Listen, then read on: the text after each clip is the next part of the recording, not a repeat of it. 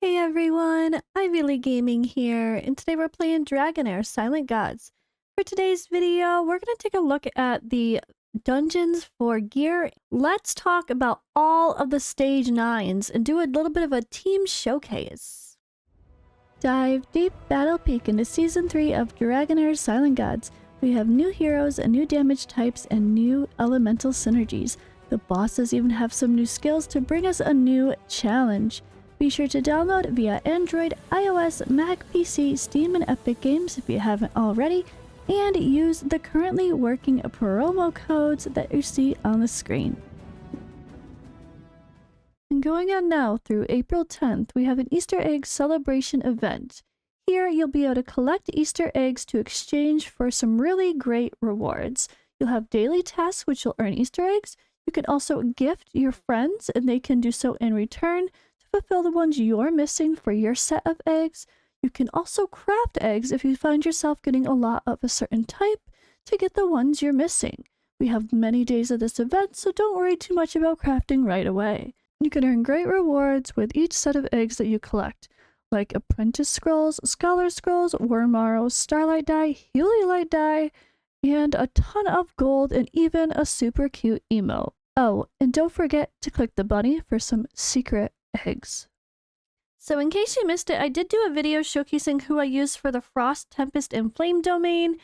I kind of showed the teams at where they were at here, where I currently am, which is day 13 of the game as of this recording. It'll probably be after when I post this.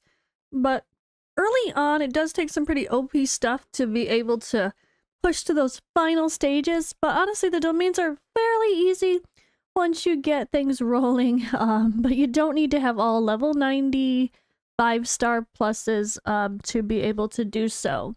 But the Grave Venom, Grave of Curse, Grave of Rot, Ruins, and Battlefield, I want to go through and do all the stage 9s with you guys. I want to show you who I'm using and why it's successful. A couple of them I have to still clear, which I will do as we do this video. But Grave of Venom, let's start there. That's kind of the most important. Obviously, getting some good damage gear for your heroes is key. And I was able to do Grave of Venom 7 on the first day it opened. But yeah, we're here to do stage 9. So again, just to be clear, guys, I am actually dealing with my face issues still. If you don't know what happened, you can check out my video to see why I'm not showing my face on the screen all the time now. And why my speech might sound a little funny sometimes. I physically hold my mouth in a certain position in order to make my voice sound better. And because of this condition that I'm dealing with, my eyes hurt really bad, or at least my one eye does, if I'm on the computer too long, or sometimes it just hurts all day for no reason. And I really can't take time on the test server right now to go and use like budget-friendly, only rares, only epics, no legendary artifacts. I can't physically do that right now. But I feel like it's really important to showcase my teams and let you guys see what I'm really using. I think showcasing teams that I'm really using on the first days and the artifacts that go along with it help you guys to know which artifacts are worth investing in, which heroes are worth investing in, who are people really using, who are people choosing to max out first to progress their accounts fast. That is actually extremely valuable as well, not just trying to do everything with epics and pretend that legendaries don't exist. So let's go into Grave of Venom. All right here, so as you can see, they suggest attack penalty, defense up, damage reduction, and hit recovery. So it's pretty interesting here. We're going to be doing stage 9. View info. So the attacks have 90% chance of triggering the assistance of Flame of Element Poison, whose target always remains the same as the Deadly Harpies. Every debuff of Flame of Element Poison reduces its assistance rate by 30%. So those are the little balls that pop up here. You'll see in Season 1 there's only 2, and the strategy for positioning is very different. In Season 2 and Season 3, the positioning cannot be the same because everything changed. So keep that in mind. You're coming off Season 1. This is a Season 3 video. Keep in mind that the things do change every season. So, dispelling 1 debuff from all allies is part of the first skill. So, keep that in mind. This is actually where it gets a little bit quirky here, and where debuffs are really, really important now this season. So season 3, of course, we had the basic attack here. There's just an AoE attack. But if the monster has less than 2 debuffs when casting the skill, the target will be changed to a random enemy. So you can try to put your tanks and your higher survivability heroes in the front line. But if you don't have enough debuffs in your team, you're going to have random allies hit, which could be your squishy people in the back. So keep that in mind as well. So debuffs are really important. What I did early on was actually use Karth as a burn hero, the AoE, to add another debuff. Alright, stage 9 here, coming on in.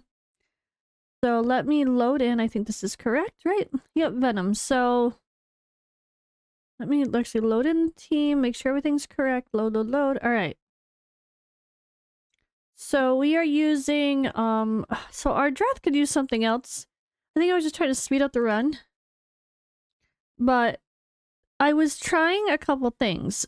I was putting this still on Cinderella for more of an attack boost for the whole team. I also had Dristorian as my main DPS because he's AoE. So this is kind of a mixed synergy team. Ideally, I would take out Drist and I would put in like Erich or something. But the reason that Drist is here is he has his lovely Panther Guinevere who can take some of the hits off the main targets here, right? Like our Dreth is going to be our main tank that takes all the heat. But by putting these other people in the front row, they take some of the heat off of our Dreth, so she doesn't get one shot when you first go into the battle. And with Drist and the Panther, it's a whole other unit to take some of the heat off of our Dress. So that's why we have this set up that way. But I have to say, this was impossible for me. It felt like when I had everyone only at 4-star. I think the exception might have been, yeah, 4-star. Once I got people the 5-star, and then once I got this set on our Dreth, it felt so much better. Of course, I am still here with some mixed gear, but it was really, really hard without. Alright, I'm gonna go with crit damage aura. I think I can survive this with that. It's hard because I'm using my main DPS is not part of the synergy, which I wouldn't normally recommend because he's not getting any of those extra bonuses, so it's a little slower run. But hey, for now, this is working. Once I get more OP smashes ready to go, I will probably actually do... Let me show you guys my plan. I'm gonna build Theowen for her AoE damage. I'm gonna build her as the DPS for this if I can get away with it. I think so. I just need better gear. But that's what we're doing, trying to get better gear. So here we go. Let's go into this. I'm gonna do this again without the extra runes that I have now because I want to show you guys that I did this without the runes from Ancient Battlefield. There was one... I think we got one rune from something. I don't even know where. But that's been on Drist this whole time. I had one final slot rune, and that was it. But this team is really good for many reasons. So, Elminster, I had in the Hourglass again because coming to that battle skill to put up the shield to protect our Dreth and everybody else is really important.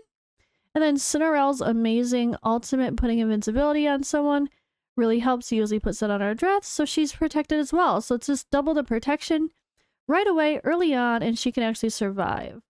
But I really think the value with our Dreth not dying instantly, which happened before, came with that set from Grave of Curse that I happened to get. From doing a little bit of farming, I had just enough to make a set. It's not perfect, but hey, it keeps her alive, it gives a ton of damage mitigation, and yeah, it's really nice. But this is my Grave of Venom 9 team with an off affinity DPS. You can see the synergy here. Everything starts slow because you have to kill the other orbs, poison balls, and once they're dead, the boss starts going down quickly. But again, I'm using Rose and Elminster. Again, they were so helpful. Rose, Elminster, Drist, or Dreth, I used them so heavily in Season 2.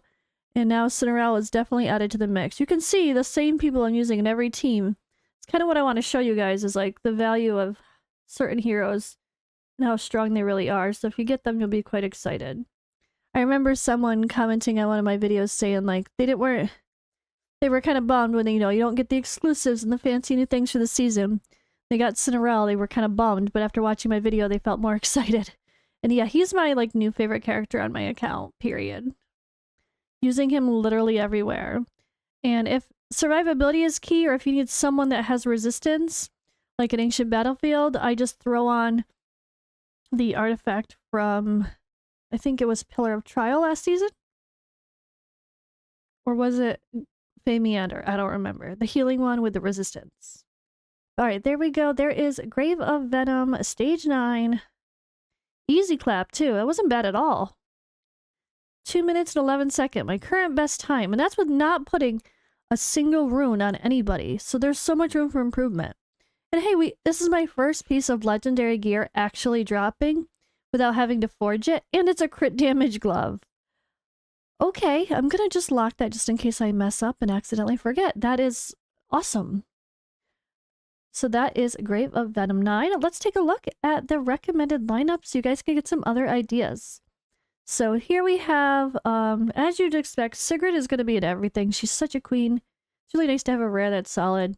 Megan is such a good healer, and her boosting someone with her battle skill comes in clutch. And so does her dispelling of defense penalty when that's the case. But yeah, this is a really cool set of heroes to see. Kind of expected. Just like my team here, this is like literally the exact same team. Oh wait, with Garius instead of one of my people. Yeah. There's almost the same team as me. Now legendary lineups for stage 9. You're not going to see that. The later we get into seasons, you're not going to see that as much because people have legendaries. Like, that's just the reality. Like, you're not doing stage 9 with no legendaries if you have some. It's just not reality. Venom, though, you can see Venom, or sorry, 7. You can see some no legendary lineups here of what we're doing in season 3. Adventure still being used. Furboth, Voresh, Sigrid, Garius, and Adolphus.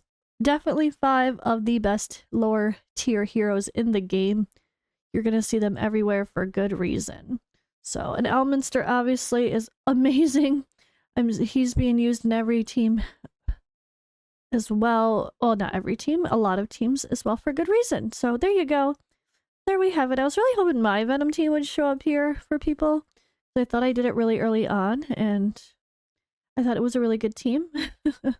But I guess it's not for now. But yeah, there's a Grave of Venom. Let's go on to the next one. Alright, Grave of Curse. Ooh, let me go back out here. So we have buff, dispelling, attack penalty, defense up, and damage reduction. They're kind of forgetting an important part here too. The shield dispelling could be really helpful. So he puts up a shield. The recommendations are really bad, honestly. This is not good recommendations. Heroes with a shield are highly recommended because it doesn't count as damage. So the damage dealt is converted into a shield for the boss.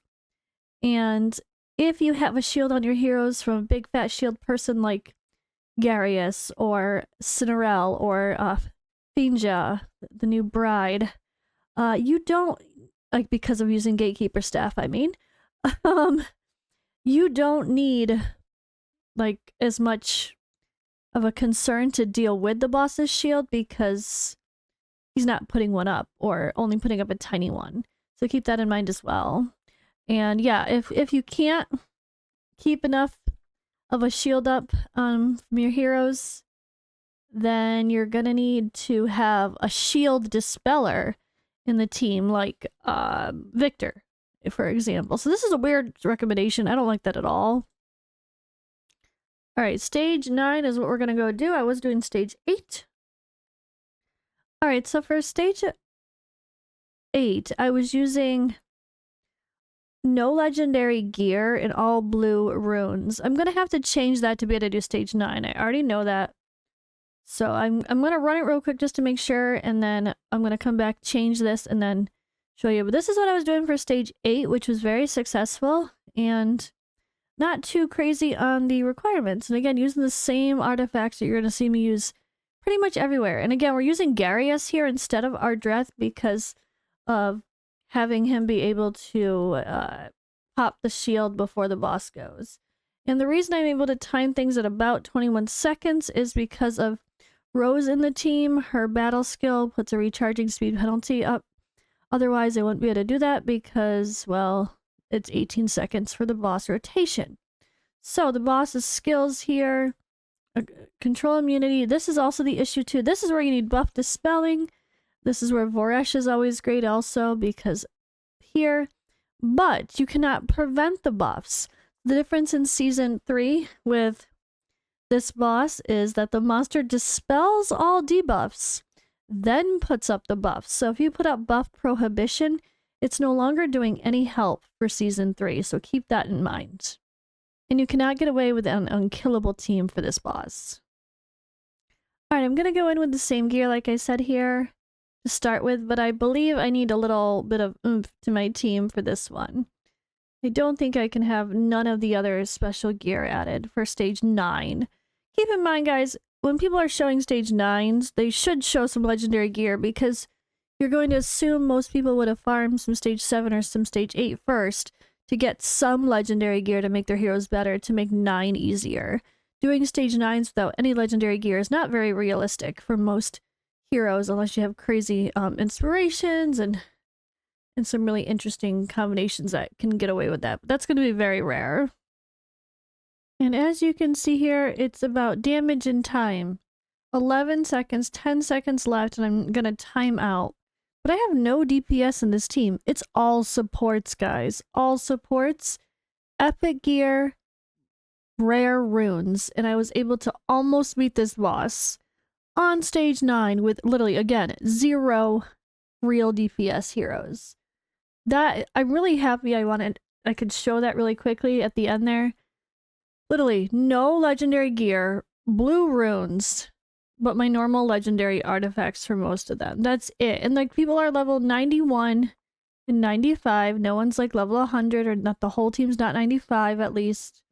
And that was almost able to do stage 9. So I'm going to make a quick adjustment and then come back in and actually complete it so I can show you guys. But I don't even think I need to show you guys technically because it's very obvious, but I'll at least show you the end. Alright, and I just gave Victor a better rune and crit rate gloves instead. And then I swapped out the helmet to go with him to still give him a little bit of extra damage boost and not completely kill his accuracy.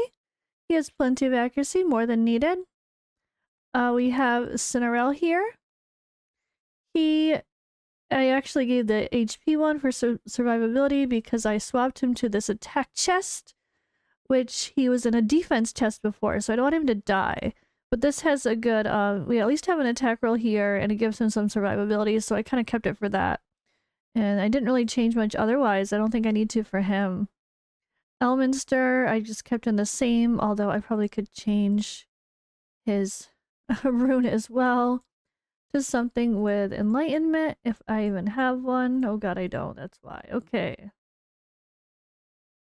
That is why. We don't have much enlightenment here for Elminster, so I guess we're kind of waiting for some better gear.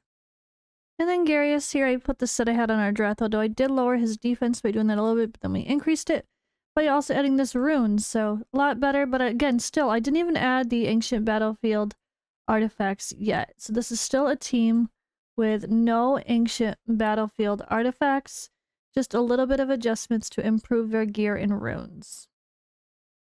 And as you can see here, there was only a tiny improvement really to overall stats for these heroes. So there's only a tiny improvement to time, barely able to do it, just barely gonna sneak in there within the last 10 seconds left to go. So I think the real answer is Cinerelle is not needed. As much as I love him and I want to use him everywhere, we don't need his healing. Garius does enough. We have Rose and Elminster in there as well. For tons of support and attack penalty, I don't need Cinerelle. So the obvious is take out Cinerelle and put in a real DPS who's like not a hybrid.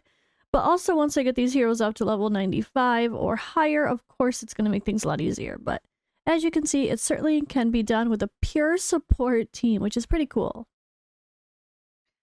And ironically enough, I was wrong. We need Cinderella a lot more than I thought we did. Okay, so a team of full supports it is. I just gotta improve them, throw some runes on them, and we'll be good to go. But yeah, I tried bringing in Erich and taking out Cinderella, and I died. So I think I'm gonna stick to the more reliable team. And for Grave of Curse 9, here we have the clear teams. I'm happy to be one of them, but of course my team's not shown yet. They don't seem to show up right away. Yeah, pretty solid. Lots of uses of Victor, which I kind of expected. And for 8, you can see a lot more options here. Non-legendary, there is one option, surprisingly enough, with Dane, Sigrid, Voresh, Garius, and Shook. And then same thing with 7, very similar. And then Yola and Nathaniel are great carries for epic. So there are definitely options, even though there's obviously plenty of great legendaries we could be using. You still can get away with some epics.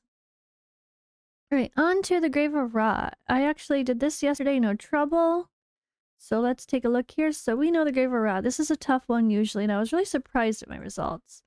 So block debuffs, defense up, damage reduction, and attack penalty. Yeah, definitely need that. Also, they're missing a very important part. The boss heals. Gains HP based on the damage dealt. So having healing prohibition is really, really helpful for this as well. So it's so funny. At the top, yeah, I don't know why they forget some of the key things that are really important, like Sigrid. Recharging speed penalty here, though, does happen. Keep this in mind. If you don't have block debuffs, then this could throw off your timings. We do have poisons and heal reduction from this boss now. It is immune to control effects, and let's see, the passive here deals damage to the enemy while reducing their max HP equal to 3% of this damage. When dealing damage, this damage increases by 5% for every debuff the target is inflicted with. When taking damage, there's a 100% chance of inflicting 1 stack of poison as well. So the poisons are also a big part of this and why debuff, block, or cleansers are really helpful. So let's go right on in here to stage 9. Actually, this time let's take a look at our recommended lineups while we're here. Grave of Rot. Interesting legendary setup here. I don't think there's any non-legendary teams yet for 9. But again, this is very early in the season, so once you have limited gear, it's kind of hard to make anything work. You really need solid gear to make some of those budget-friendly stuff happen. But yeah, you're going to see lots of cleansers, lots of Ardreth and Garius, apparently, both of them. Cinderella, there's like my team. V-Cooks or Ogaks and Voreshes. Again, though, Sigrid is our queen. Sigrid is always our queen.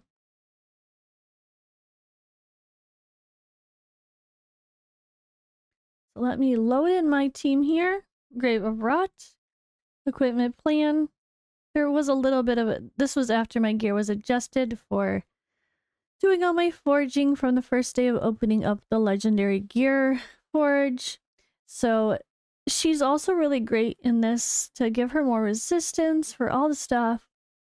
But not needed, but it does help for healing.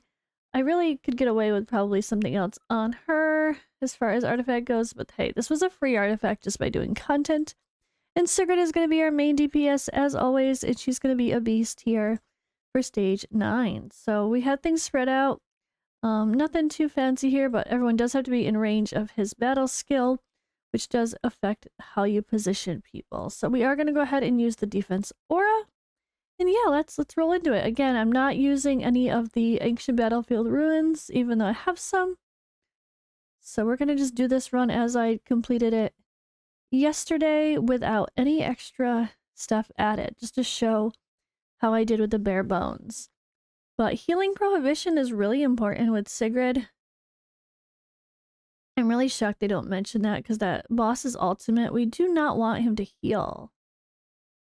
He'd be healing. So we don't want that. That's what Sigrid's for. Although sometimes the timing isn't perfect. I am going full YOLO here. Yeah, the timing is not always great with Sigrid's healing prohibition. You saw the boss heal a little bit, so it can get a little bit wonky. And that can be up to you whether or not you try to make some timings work, but it does get all thrown off with the boss throwing the debuff on us and us throwing the debuffs on the boss. It does kind of... It's a hard one to tune, let's just put it that way. And here we come to the end. As you can see, it's a little bit of a slow run. Sigrid is built with accuracy, so not pure DPS, although that new artifact that's epic is amazing for her. But yeah, she could definitely be harder hitting, but hey, Cinderella is there to do some damage and help as well, ironically, and we can definitely get it done. I can't see making anybody a little bit more squishier to bring more damage because we want it to be reliable. So there it is, Grave of Rot, Stage 9, with my lovely team, of course, including Sigrid, who is an MVP for Grave of Rot. But there we have it, guys. The Grave, Venom, Cursed, and Rot, all the Stage 9s, my team showcases. Really hope this was helpful. I hope it's nice for you guys to see more than just a boring, only rares, only epics, kind of free-to-play friendly video. That's not realistic once we get later in, and I want you guys to see who is good, which legendaries are worth investing in, which ones should you be excited about getting. Maybe you pulled some of those heroes for Season 3 banner and you felt disappointed. Well, maybe now you'll feel a little bit better. And hey, it's nice to still see some great options and stuff like Sigrid, who is a queen, Garius still being able to be highly used in endgame content through Season 3 and beyond, I'm sure. And yeah, thank you guys for watching. I will see you in the next video. And if you haven't already, be sure to download Dragonheir Silent Gods now using the link in the description or the pinned comment. It's available on Android, iOS, Mac, PC, Steam, and Epic Games.